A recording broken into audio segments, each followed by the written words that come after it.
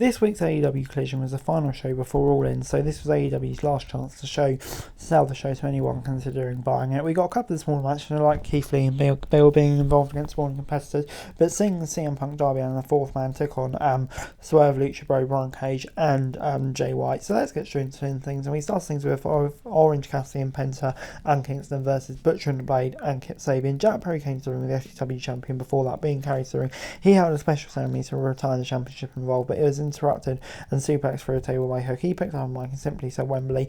So it seems like we're getting that. No surprise to anyone. But yeah, I think it set it up well. Good to see Hook back, and yeah, looking forward to that match. But anyway, we then went into that match. Sabian taunted Penta, started for the teams and with a bit of taunting. As soon as Penelope Ford showed Alexander had into the floor, all hell broke loose. It took time to set this one down. Once it was just down to the equal competitors fighting, and the pace slowed a bit, and we saw more cohesive action. A match of 6 guys who all had different styles, but they were all seasoned competitors who could work against any styles. So the match got plenty of great action. However, it also had awkward members that could have easily been avoided with different camera angles. The Mad King scored the win for his team by pinning Sabian. He and his team celebrated as they prepared for Stadium Stampede. No surprise with the result.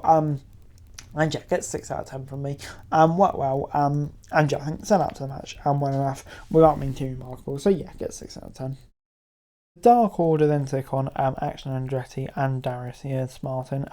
Silver and Andretti started with some basic grappling. Silver flexed in 25 yards face before going after his arms. Andretti spent a lot of time in the ring on defence, while the Dark Order kept him cut off from the corner while quick tag and double team spots. This made it kind of a tag team match that AEW made its name on. It was simple but effective. The rules were observed for the most part, and these teams had a chance to show off. With so much happening, it's unlikely that anything will be remembered by next week, but all 4 guys killed it, and with a good performance. Dark Order picked up the win with a double jackknife powerbomb. Solid match from top to bottom, but yeah, like I say, just won't really remember it. So yeah, it gets 6 out of 10 for me.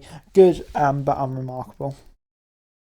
Big Bill was then accompanied by Ricky Starks for a squash match. Big Bill used towers over his competition, but he looked an extra imposing next to the man who was 5'6", and obviously he won. There wasn't really anything about it. It's just an excuse to get Starks out on TV after his attack on Ricky Steamboat. So, worked nicely, did its job. Before Robin Renegade took on Willow Nightingale.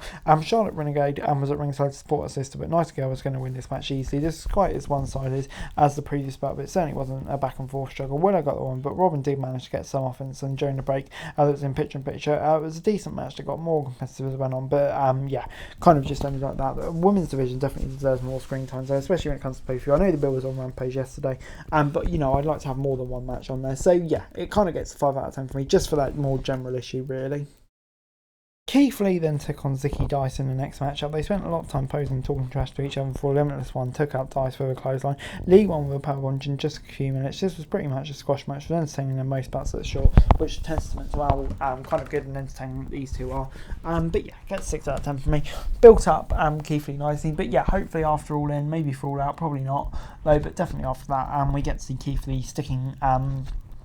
getting stuck into more good stuff, because yeah, he deserves it really. Before it's time for our 8-man main event, which was White Cage, Luchasaurus and Strickland versus Sting, Punk, Hook and Alan.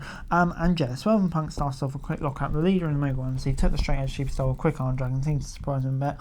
The match had well over for 520 minutes of the show, so had all 8 competitors had a chance to be in the ring with at least 1 or 2 of their opponents at different times.